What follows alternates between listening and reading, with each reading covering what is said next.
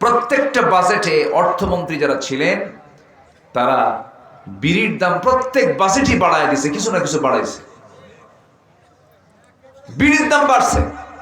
কিন্তু যারা বিড়ি খায় তারা সিদ্ধান্ত নিয়েছে যদি প্রয়োজনে বাড়িও বেচা লাগে তো বিড়ি খাওয়া ছাড়বো।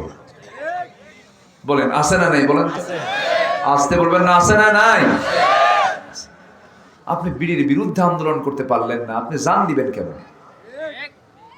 আপনি মাল দিবেন কেমন? আপনি বিড়ির মায়া ছাড়তে পারি না, কি মায়া কি টান। অনেকদিন আগে এক বুড়ো চাচা, আমি এরকম কথা বলতেছি, বলে হুজুর ওয়াজ তো করলেন ঠিকই, কিন্তু আমি তো থাকতে পারি না। হুজুর হুজুর কবরে এই লম্বা সময় থাকবো কিয়ামত পর্যন্ত, ওখানে কি কোনো ব্যবস্থা থাকবে নাকি? আসলে দেখেন কি টেনশন তার, কি চিন্তা তার। দেখেন সে তার মনকে, মাইন্ডকে কিভাবে সেট আপ দিয়েছে। সম্মানিত ভাইরা, আল মুজাহিদু মান জাহাদা নাফসা, প্রকৃত মুজাহিদ তো সেই যে তার নফসের বিরুদ্ধে জিহাদ করতে পেরেছে। সম্মানিত ভাইরা, কিছু বলে ফেললাম, রাগ করলেন মনে হয়? হুজুর বিড়িটা খাই, আপনি এরকম করে শক্ত করে বললেন, রাগ করলেন না তো? বিড়ি খাওয়া কি দেন কিচ্ছু কয় না। মাহফিলে এসে প্রশ্ন করে হুজুর বিড়ি খাওয়া কি জায়েজ আছে? মানে উনি জায়েজের চেষ্টায় আছেন, তাও ছাড়বে না। এরকম আছে না নাই? আচ্ছা, নামাজি ওযু করবে, নামাজের আগে কাজ কি? নামাজ না ওযু? আচ্ছা বলেন তো, ওযু কি বিড়ি খাওয়া শেখায়? বলেন তো, ওযুর মূল লক্ষ্য কি? ওযুর মূল লক্ষ্য হচ্ছে দুর্গন্ধ, নাপাকি, তারপরে ময়লা, তারপরে ধুলাবালি, অসুস্থতা, সব থেকে বান্দাকে দূরে রাখার জন্যই তো আল্লাহ তাআলা ওযু দিয়েছেন, এভলিউশন দিয়েছেন। কিন্তু বান্দা নামাজ পড়বে, ওযু করে বিড়ি, মানে ওযু করে নামাজ পড়েই বিড়ি খায়, আছে কিনা বলেন? কিন্তু ওযুর তো ফলাফল এটা হওয়ার কথা ছিল না। আজান দিচ্ছে, দিক, সমস্যা নাই, আমরা নামাজটা একটু আজকে যদি একটু বিলম্বে পড়ি সমস্যা নাই তো? এক ওয়াক্ত নামাজ, যে ওয়াক্তের নামাজের সময়টা লম্বা থাকে, সেটা কোন ওয়াক্ত বলেন তো? এশা। তাহলে তো টেনশন নাই। আজানের আওয়াজ যদি কেউ শোনেন, একটু উত্তরটা দিবেন, উত্তরটা দিতে হয় তো, উত্তর দিবেন সবাই, একজন দিলেও হবে। আমার দিকে তাকান, এখন আশপাশে যদি কোনো মসজিদ থাকে আজান মুখে দিলেই ভালো হয়। আমার দিকে তাকান, তাহলে তাহলে আমরা মুক্ত পরিবেশ পেয়েছি, একটা অনুকূল পরিবেশ পেয়েছি, কোরআন শোনার একটা পরিবেশ পেয়েছি আমরা। এখন আমাদের গালাগালি পালার দরকার নাই, যারা যা করছে করছে, অনেক কিছুই করছে, ওরা নাই তো? ওরা আছে? ইসলামের শত্রুরা হুঁশিয়ার কই? হুঁশিয়ার দিয়ে তো লাভ নাই, আর ওরা তো নাই তো। এখন ওদেরকে একটু ডাকা দরকার। তোমাদের নেত্রী যে তোমাদের থুইয়া চলে গেল, এটা কেমন কথা বলেন তো?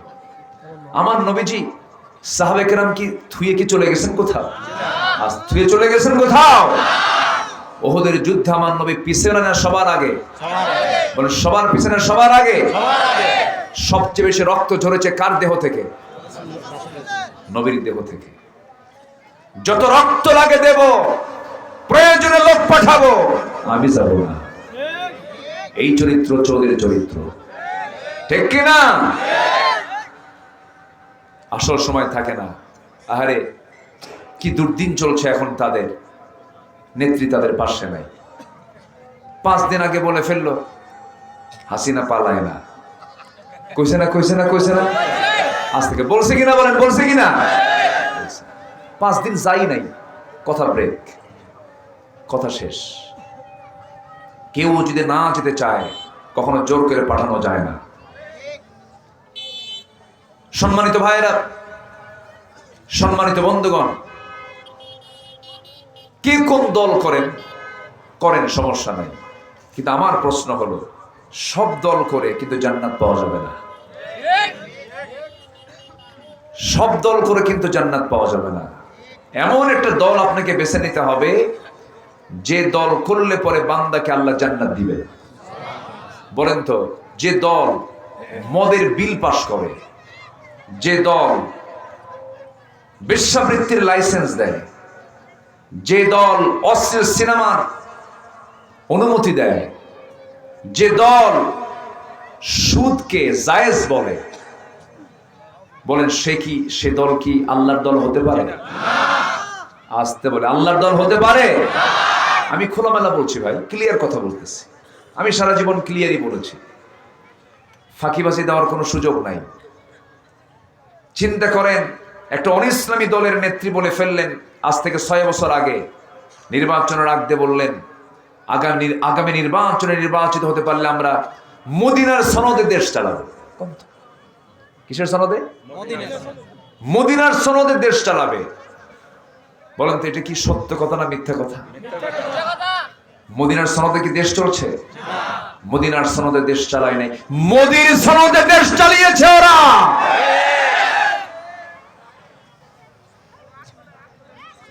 অনেক কিছু করেছে, আল্লামা সাঈদের রক্ত নিয়ে তারা খেলেছে। 16টা বছর জেলখানায় সাধারণ মানুষ বেশি না আলেম ওলামা বেশি? আচ্ছা, আলেম ওলামা কি দেশ চালাইছিল? কোন টাকা বাইরে পাচার করছিল? তাহলে তারা কেন জেলে? কেন ছিল তারা জেলে? তাদের পলিসি হেরে গেছে। জুলুম টিকে না, জুলুম শাহী টিকে না, সব হেরে যায়। ফেরাউন ক্ষমতাকে পাকাপোক্ত করার জন্য আসমানি কিতাবে আগুন ধরিয়ে দিয়েছিল, 40,000 শিশুকে হত্যা করেছিল। সেই ফেরাউনকে ধরেছেন এমন সময় ফেরাউন জানতো না যেই দরিয়ার পানি আমার পেটে ঢুকবে আর পটকা মাছের মতো মরে যাব। এটা ফেরাউন কখনো ভাবে নাই। চিন্তা করুন, যুবকদের মধ্যে আল্লাহ কি সাহস দিয়ে দিলেন।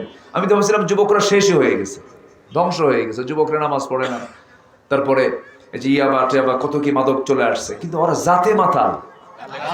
তাহলে ঠিক আছে, বলি আলহামদুলিল্লাহ। দেখেন দুপুরের খাবার খাবে কে আর যায় খালো খারাপ। আল্লাহু আকবার বলবেন না? যুবকরা যদি কোরআন পেত তাহলে কি হতো বলেন তো? আজকে যুবকদের হাতে 16 বছর কোরআন দেওয়া হয়নি। এই 53 বছরে যারা ক্ষমতার মসনদে ছিলেন, কেউ 25 বছর, কেউ 16 বছর, কেউ 9 বছর, মাঝখান দিয়ে মঈনুদ্দিন ফখরুদ্দিন, এই সমস্ত লোকেরা ছিলেন কয়েক বছর। সব মুসলিম হলেও নামের আগে মোহাম্মদ থাকলেও কেউ ইসলাম দিয়ে তারা রাষ্ট্র পরিচালনা করেন নাই। ঠিক কিনা বলেন? অতএব সবকিছু সুস্পষ্ট। 53 বছর যা দেখেছি, আর নতুন করে অন্য কিছু দেখতে চাই না। আমরা নতুন করে যা দেখতে চাই, আগামী দেশ হবে কোরআনের দেশ। রাজি আছেন কারা কারা? হাত উঁচু করে দেখা।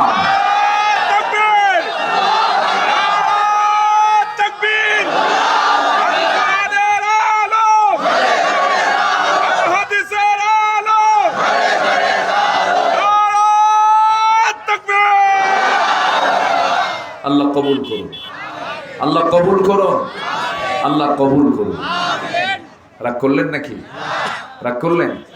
কিন্তু কোরআন দিয়ে দেশ চালাতে গেলে এর পক্ষে কাজ করার দরকার আছে না নাই? আর কাজ করার জন্য কিছু নিজের ব্যক্তিগত যোগ্যতার দরকার আছে না নাই? বিড়ি খাই নামাজ পড়ি না, তাহলে কাম হবে? আছে কাম হবে? হবে না। ইমানদারের কিছু ন্যূনতম গুণ দরকার। ইমানদারের কিছু ন্যূনতম গুণ দরকার, যে গুণগুলো না থাকলে ওর ইমানদারের দাবি করার জায়েজই নাই। ইমানের কিসের দাবি করবে সে? যে আল্লাহর আইনকে মানে না, সেই কিসের ইমানদার? আছে না নাই? আছে না নাই বলেন?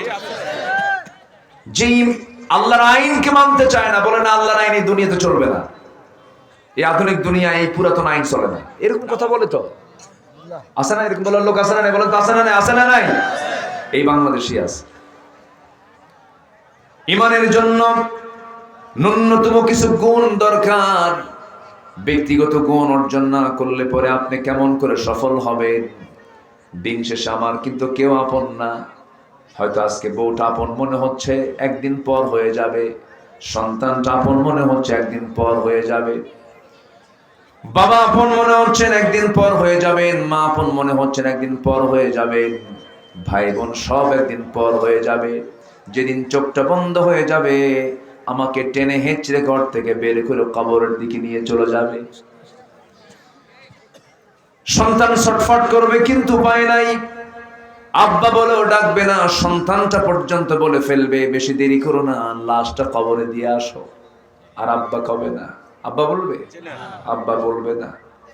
কত দামি দামি কাপড় চোপড় গুলো পড়েছি, কিনেছি, সব কাপড়গুলো তাকে পরে থাকবে, বাজার থেকে সেলাই বিহীন একটা কাপড় নিয়ে আসবে, কেচি দিয়েও কাটবে না, হাত দিয়ে টান মেরে ছিঁড়ে ফেলে দিয়া মাথার ভিতরে ঢুকায় দেবে, মাথায় বাঁধন পায়ে বাঁধন দিয়ে দেবে, জানাজা হয়ে যাবে, চাপা কান্নায় মানুষ ভেঙ্গে পড়বে, হারে বন্ধু আমার চলে গেল।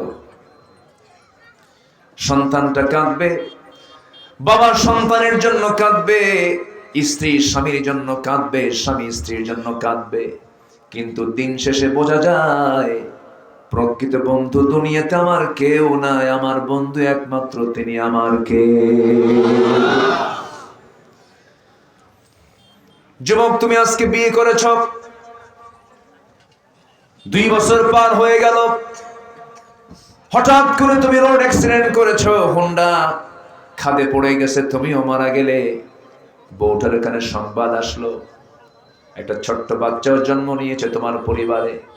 কিন্তু দেখা গেল কি, তোমার মৃত্যুর পর তোমার বউটা শুনতে পারলো, সেন্সলেস হয়ে গেল, গলা ভেঙে গেল, 1 মাস পর্যন্ত খায় না দায় না। কিন্তু 1 মাস পার হয়ে যাবে, মুখে হাসি চলে আসবে, 2 মাসে ভুলে যাবে, 3 মাস 4 মাস হয়ে যাবে, 4 মাস যখন পার হবে, আর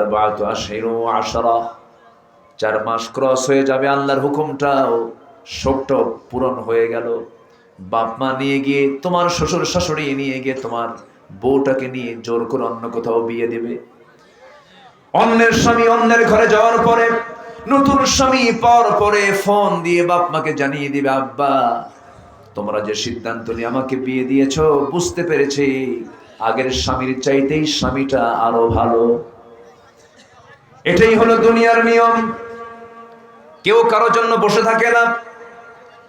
আজকে আপনি শত শত কোটি টাকা সন্তানের জন্য রেখে গেলেন, কাল সন্তানগুলো আপনার লাশ কবরস্থ করে ওই জায়গা নিয়ে মারামারি করবে, দখল নিয়ে মারামারি করবে। এই তো দুনিয়ার নিয়ম। এই জন্য আমার বন্ধুগণ, আল্লাহ রাব্বুল আলামিন বলছেন, বান্দা চালাক যদি হতে চাও, আগামী দিনের জন্য কি আমার কাছে তুমি নিয়ে আসতেছো, এটার প্রস্তুতি আগে নাও, আখিরাতের সামান আগে সংগ্রহ করো। সূরা হাশরের ভিতরে আল্লাহ রাব্বুল আলামিন বলেন, ইয়া আইয়ুহাল্লাযীনা আমানু ইত্তাকুল্লাহা ওয়াল তানজুর নাফসুম মা قدمت لغد واتقوا الله إن الله خبير بما تعملون। জোরে বলুন আল্লাহু আকবার, আরো জোরে বলুন আল্লাহু আকবার। ইমানদারেরা, তোমরা আল্লাহকে ভয় করো এবং লক্ষ্য করে দেখো তো আগামী দিনের জন্য তুমি কি জমা করলে। তোমার তাহাজ্জুদ আছে নাকি? তোমার সত্য কথা আছে নাকি? তোমার দান সদকা আছে নাকি? তোমার ইসলামী আন্দোলন আছে নাকি? তোমার যাকাত আছে নাকি? তোমার দান সদকা আছে নাকি? তোমার জীবনে গীবত শিকায়েত নাই নাকি? এই সমস্ত বিষয়গুলো সারাটা দিন চিন্তা করে করে আপনার আমলনামার ওজনটা ভারী করে ফেলুন। আল্লাহ নিজেই বলছেন, ফাআম্মা মান সাকুলাত, যারা পারেন ছোট মিলায় বলেন, فأما من ثقلت موازينه فهو في عيشة راضية وأما من خفت موازينه فأمه هاوية وما أدراك ما هي نار حامية। جربوا الله أكبر। ছোট্ট বাচ্চা কোরআন তেলাওয়াত করলো আমার সাথে সাথে, ছোট্ট, হ্যাঁ কত ছোট, কি সুন্দর করে, সভাপতি সাহেবের ছেলে না, মাশাআল্লাহ, অনেক সুন্দর তেলাওয়াত করলো আমার সাথে সাথে। এই যে শিক্ষাটা, এটা যদি গোটা জাতিকে শেখানো হতো, জানেন আজকে বুকটা ফেটে যায়। 18 কোটি মুসলমান, অধিকাংশ মুসলমান সহি করে নামাজও পড়তে পারে না, সহি করে কোরআনও পড়তে পারে, সিলেবাসই নাই। যে স্কুল প্রতিষ্ঠা হয়েছে, কলেজ প্রতিষ্ঠা হয়েছে, কোনো সমস্যা নাই, ডাক্তার হবে, ইঞ্জিনিয়ার হবে, জজ হবে, ব্যারিস্টার হবে, প্রশাসক হবে, কিন্তু উচিত ছিল প্রত্যেকটা শিক্ষাঙ্গনে কোরআন শিক্ষা বাধ্যতামূলক করে দেওয়া। তা কি করেছিল? করে নাই। ওযুর ফরজ কয়টা? কয় 16টা। পরেই নাই তো। 1 নাম্বার কি? কুলি করা। কুলি করা বলে ফরজ। আশপাশে এত কথা হয় কেন? কারা এর কথা বলে? কারা? এই ভলান্টিয়ার ভাইরা, একটু কথাগুলো থামায় দেন তো। হ্যাঁ, একটু থামায় দিন। আশেপাশে কথা হচ্ছে, আমার দিকে তাকান। আমার কথা কি শোনা যায়? সবাই বুঝতে পারছেন তো? বলি আলহামদুলিল্লাহ, জোরে বলি আলহামদুলিল্লাহ। আমার নবীজি একটা কথা 3 বার বলতেন। কয়বার বলতেন বলেন তো? 3 বার। এটা একটা সায়েন্স, মেডিকেল সায়েন্স বলছে রাসূল কেন 3 বার বলতেন একটা কথা, গুরুত্বপূর্ণ কথা। কয়বার বলতেন? 3 বার। আমাদের মস্তিষ্কে প্রিন্টার টার্ম আছে। একটা হচ্ছে লং টার্ম, একটা হচ্ছে মিডিল টার্ম, আর একটা হচ্ছে শর্ট টার্ম। প্রথম কোনো কথা যখন বলা হয় সেটা শর্ট টার্মে থাকে, দ্বিতীয়বার কথা বললে এটা মিডিল টার্মে থাকে, আর যখন তৃতীয়বার বলা হয় তখন এটা লং টার্মে ঢুকে যায়, যা আর ভুলে না। জোরে বলে সুবহানাল্লাহ। রাসূল যা বলেছেন সেগুলোই বিজ্ঞান। আল্লাহু আকবার বলবেন না? যা বলেছে সেগুলো কি? বিজ্ঞান। কোরআনের সাথে, ইসলামের সাথে বিজ্ঞানের কোনো সংঘর্ষ নাই। আমার একটা আলোচনাই আছে এই সায়েন্স এবং কোরআন, এর উপর আমি বিশদ একটা আলোচনা করেছি। তো আমি ওইদিকে যাব না। আমি শুধু এই কথাটাই বলতে চাচ্ছি, আমরা কি নিয়ে যাচ্ছি? কার কাছে? আসতে হলো কার কাছে? আল্লাহর কাছে। নেতারা পিছনে এত দৌড়ালেন, নেতা তো থাকলো না। এত তেল মারলেন, আমি স্মরণ করছি 1000 বছরের কুতকুতানি সুলকানি খাউজানি। বউ কিছুই তো বললেন, কিন্তু কাম তো হলো না। সব তো চলে গেল, কিন্তু আমার আখিরাত কি হবে এই বিষয়ে সবার আগে চিন্তা করার দরকার আছে না নাই? আছে। এই সমাজ পরিবর্তন করার জন্য কোন তন্ত্র মন্ত্র দিয়ে পরিবর্তন হবে না। পরিবর্তন হবে একমাত্র কি দিয়া? আসতে বলবেন না, কি দিয়া? আমার নবীজি যে যুগের মানুষ ছিলেন, সে যুগের মানুষ কি ভালো ছিল? শুধু কি খারাপ না বিশাল খারাপ? অনেক খারাপ ছিল। নিজের মাকে বিয়ে করত। চিন্তা করা যায়, বাবার বউ, বাবার বউ মানে ওই যে সৎ মা, বাপ বিয়ে করছে, বাপ ছেড়ে দেওয়ার পরে ছেলেও বিয়ে করছে। কি যুগ ছিল ওটা! মেয়ে সন্তান জন্ম নিয়েছে কেন? জীবন্ত পুঁতে হত্যা করত। সেই লোকগুলোকে আমার নবীজি কি বানালেন?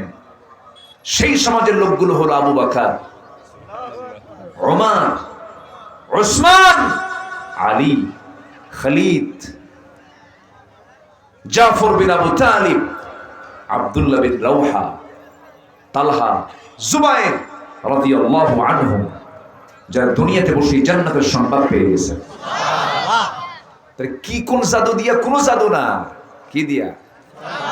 আসতে বলবেন না, কি দিয়া? শিক্ষার বিপ্লব না ঘটালে জাতির বিপ্লব হবে না। শিক্ষাকে কুক্ষিগত করে রেখেছে, ইসলামী শিক্ষাকে। এটা সম্প্রসারণ করার দরকার আছে না নাই? শিক্ষার বিপ্লব ঘটাতে হবে। সম্মানিত ভাইয়েরা, আমার নবীর সামনে এক সাহাবী কান্দেন। রাসূল বলেন, কান্দো কেন? কি হয়েছে? তুমি ইসলাম কবুল করছো, তোমার কি কষ্ট? হুজুর, ইসলাম কবুল করছি, কিন্তু আমার মনে খুব প্রশান্তি, কিন্তু একটা বিষয়ে খুব অশান্তির মধ্যে আছি। তো প্রশান্তির মধ্যে আবার অশান্তি কেন? কি হয়েছে বলো? প্রশান্তি নিয়ে থাকো। হুজুর, ইসলামের প্রশান্তি তো পাচ্ছি, কিন্তু একটা বিষয়ে খুব অশান্তি। কি? আমার মনে হয় সব গুনাহ মাফ হবে, মনে হয় একটা গুনাহ আমার মাফ হবে না। হুজুর, কি করছো? বসো। নবীর সামনে হাঁটু করে বসলেন। রাসূল সবার সঙ্গে ফ্রি হয়ে বলতেন কথা, ছোট হোক বড় হোক, ভাব নিতেন না। কিছু ভাবের লোক আছে না? রাসূলের মধ্যে কোনো ভাব ছিল না। আলহামদুলিল্লাহ বলবেন না? কি ছিল না? ভাব ছিল না। কালো মানুষ, সুন্দর করে কথা বলতেন। বেলাল ধলা না কালো? বিশ্বের সেরা সুন্দর কে? মুহাম্মদ সাল্লাল্লাহু আলাইহি ওয়াসাল্লাম। রাসূল ইমাম, আর মুয়াজ্জিন কে? ধলা না কালো? দেখেন, একটা শ্রেষ্ঠ মানুষের পাশে একটা কালো মানুষকে রাসূল বেলালকে মুয়াজ্জিন বানায় বুঝায় দিচ্ছেন কালো ধলা কিচ্ছু না। জোরে করে সুবহানাল্লাহ। আমার নবীজি ফ্রি হয়ে কথা বলতেন। সাহাবী বসো তো, তুমি কি হয়েছে তোমার? রাসূল মাঝে মাঝে ওয়াজ শুনতেন, সাহাবীদের কথাগুলো শুনতেন। রাসূল শুধু বলতেন না, শুনতেন। কিছু কিছু লোক আছে খালি কয়, বলার চান্স নাই। এরকম লোক আছে না, নেই বলেন তো? রাসূল শুনতেন। এক সাহাবী সামনে থেকে দাঁড়ায় বলে, হুজুর আমার একটা ওয়াজ আপনি শুনেন। বলো কি ওয়াজ করবো বলো। সাহাবী কয়, হুজুর আমার ওয়াজ কি আর এই সময়ের ওয়াজ নাকি? জাহিলি যুগে আমি একটা মূর্তির পূজা করতাম, সেই মূর্তিটা আমি বুকে লালন করতাম, খুব সম্মান করতাম, দেবতাকে মানতাম, ভাগ্যের প্রতীক মনে করতাম। একদিন লম্বা সফরে বের হলাম, মূর্তিটাকে সাথে করে নিয়া, প্রতিমাকে সাথে করে নিয়া রওনা দিয়ে মাঝপথে আমার পেশাবের চাপ চাপলো, শৌচকার্যের প্রয়োজন হলো। আমি এখন এই দেবতা নিয়ে কেমনে যাই ওই নাপাকি জায়গায়? আমি মূর্তিটা রাখবো কোথায় চিন্তা করে করে একটা উঁচু জায়গায় সেফ জোনে রেখে দিলাম, সুন্দর একটা জায়গায় রেখে দিয়ে আমি আড়ালে চলে গেলাম। কিন্তু এসে দেখি ওই সেফ জোনে আমার সেই প্রতিমা রাখার পরও এখানে এসে দেখি সেই প্রতিমার মাথা থেকে পা পর্যন্ত আবদমস্তক পানি দিয়া সয়লাভ হয়ে গেছে, পানি দিয়ে ভেজা। ভাবলাম এ বুঝে রহমতের পানি। আমি একটা জিব্বা দিয়ে লেহন করলাম, চাটন মারলাম, দিকে আমতা আমতা গন্ধ। সামনের দিকে তাকায় দেখি কুত্তা লেজ গুটায় গুটাইয়া যায়। কি কথা কি বুঝতেছে? আমার নবীজি ওয়াজ শুনতেছে, কিন্তু কি ওয়াজ দেখেন। সাহাবীরা আওয়াজ দিয়ে হাসে। নবীজি মুস্কি মুস্কি হাসি মেরে বললেন, সাহাবীরা তোমরা তো হাসতেছো কিন্তু খুব মজা পাচ্ছি, কিন্তু ওয়াজ তো এখনো শেষ হয়নি, এরপরে কি হয়েছে ক? হুজুর ওই কুকুরের দৃশ্য যখন আমার চোখের সামনে ধরা পড়লো, কুত্তাই তো কাম সারছে, এমন রাগ উঠলো, সারা জীবন তোর সম্মান দিলাম, তোর প্রতি ভরসা রাখলাম, তুই তোর নিজের অস্তিত্ব রক্ষা করতে পারিস না, কিসের রব তুই? হাতের মধ্যে এমন জোরে আছাড় মারলাম, এক আছাড়ে ভেঙ্গে চুরমার হয়ে গেল। আপনার সামনে এসে হুজুর এমন আল্লাহকে পাইলাম যে আল্লাহ আকাশেরও মালিক, জমিনেরও মালিক। আমার নবীজি সাহাবায়ে কেরামকে নিয়ে কথা শুনতেন, বলতেন। আমার নবীজি মজা করতেন। একদিন কালো মহিলাকে ডাক দিয়ে বললেন, ও কালো মহিলা তুমি জান্নাত পাবা না। মহিলা কাঁদতে কাঁদতে শেষ। রাসূল বলেছেন এই কথা, রাসূল বলেছেন কান্দো কেন? আপনি বলছেন আমি জাহান্নামী। কিন্তু রাসূল বলেন তুমি জাহান্নামে যাবা কেন? এই কালো সুরত ধারণ করে নয়, তুমি জান্নাত পাবে কিন্তু পূর্ণিমা রাতের চাঁদের মতো উজ্জ্বল চেহারা নিয়া। আমার নবীজি কথা বলতেন সবার সাথে। ছোট ছোট বাচ্চাগুলো খেলা ছেড়ে দিয়ে নবীর সঙ্গে বসে পড়ত। বউদের সঙ্গে তিনি খুনসুটি করতেন, মজা করতেন।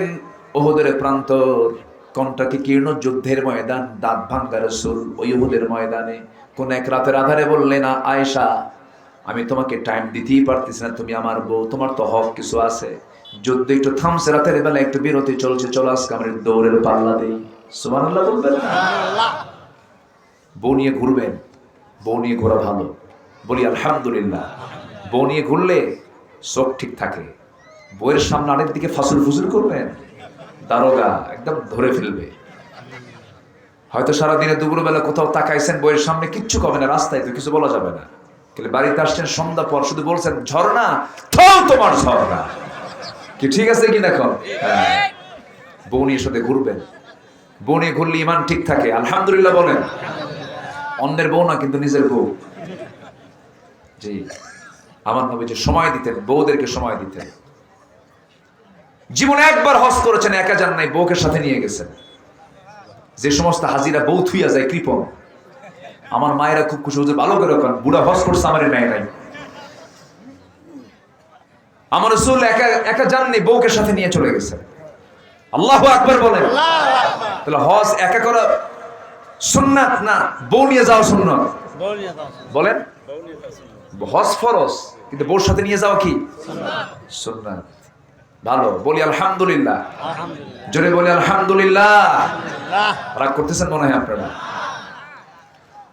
আমার নবীজি দৌড়ের পাল্লা দিলেন। দৌড়ের পাল্লা দিয়া আমার নবীজি দৌড়টা কমায়া দিলেন, বউটাকে একটু খুশি বানালেন। আম্মা জান আয়েশা দৌড়ে ফার্স্ট হলেন, মুস্কি হাসি মারলেন। অনেকদিন পর আম্মা জান আয়েশার বর্ণিত হাদিস তিনি বললেন, অনেকদিন পর একদিন মদিনায় বললাম, হুজুর সেই রাত্রে তো আমি ফার্স্ট হয়েছিলাম। রাসূল বলছেন, আয়েশা তুমি কি ভাব দেখাচ্ছ নাকি, দেখি আজকে দৌড়ের পাল্লা দেই। আমার নবীজি রেডি হয়ে গেলেন, মদিনার দৌড়ে রাসূল ফার্স্ট হয়ে বলেন, আয়েশা সেই দিন যাহারি হেরে গেছিলাম, সেই দিনে হেরে যাওয়ার জবাব আজকে বিজয়ী হয়ে তোমাকে দিয়ে দিলাম। জোরে বলুন সুবহানাল্লাহ। কি চিত্ত বিনোদন রাসূল করতেন। কে বলেছে ইসলামে প্রেম নাই? কে বলেছে ইসলামে মোহাব্বত নাই? নবীজির ঘরে খাবার ছিল না, কিন্তু স্ত্রীরা বলতেন হুজুরের ঘরে খাবার ছিল না, কিন্তু রাসূল যখন মুস্কি হাসি মারতেন ক্ষুধা নিবারণ হয়ে যেত। নবীজির চেহারার দিকে তাকালে ক্ষুধা লাগতো না।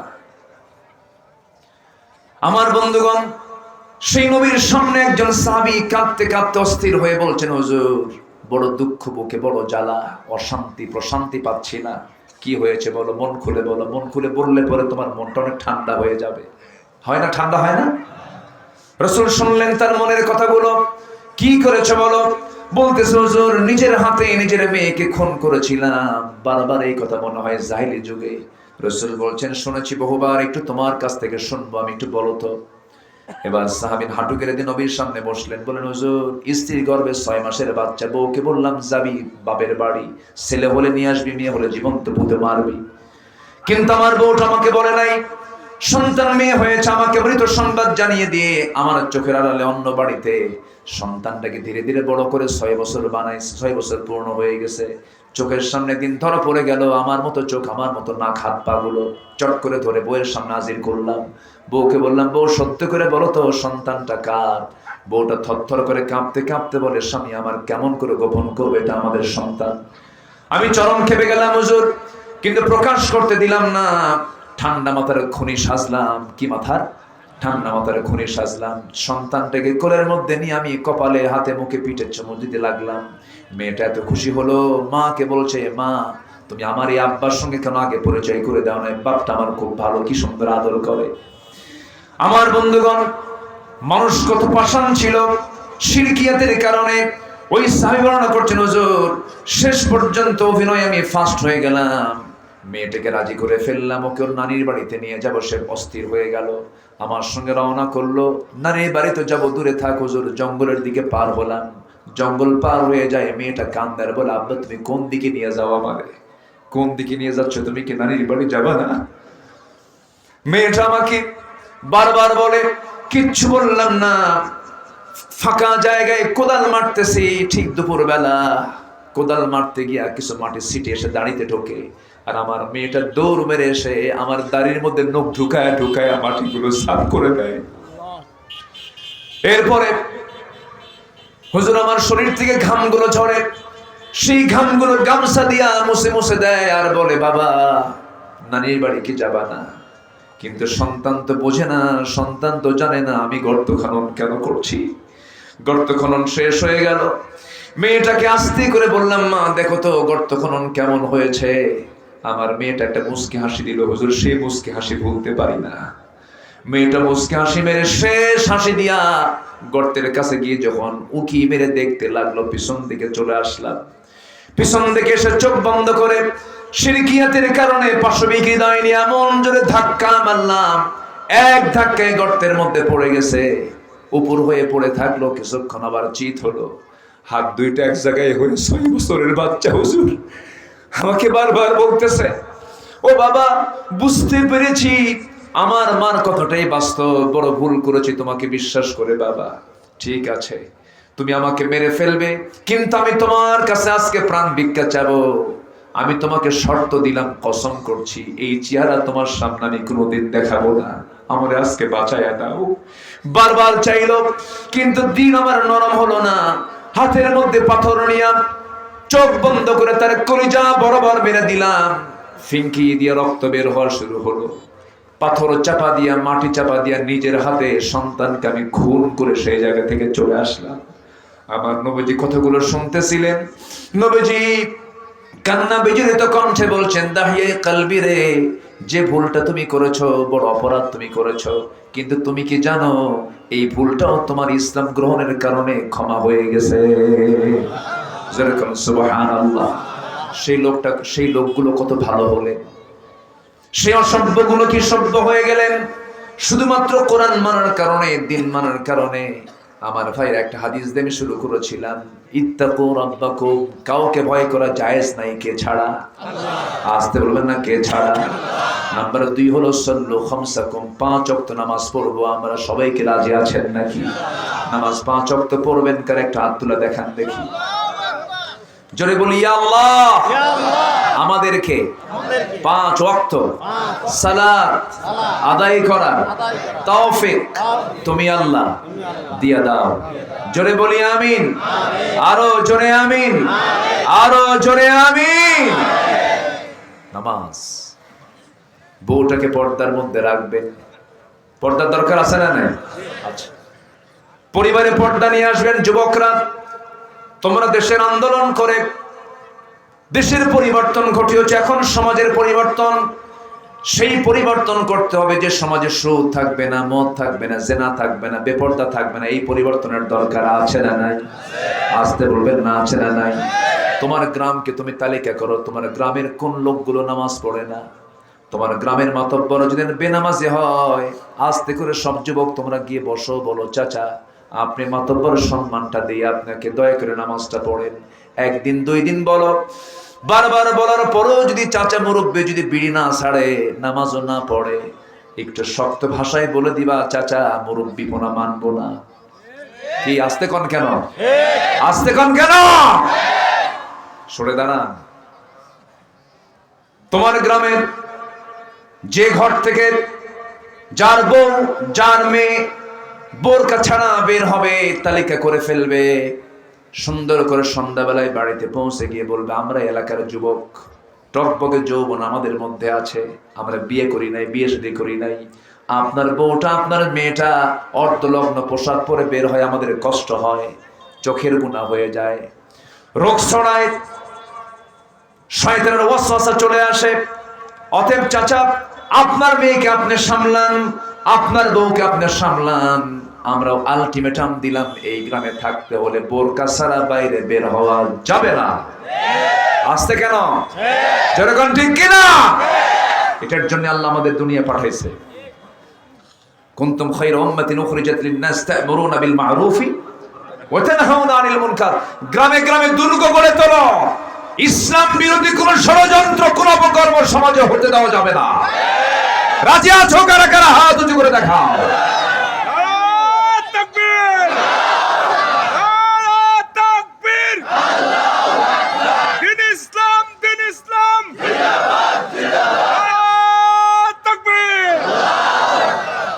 আল্লাহ কবুল করুন, আল্লাহ কবুল করুন, আল্লাহ কবুল করুন।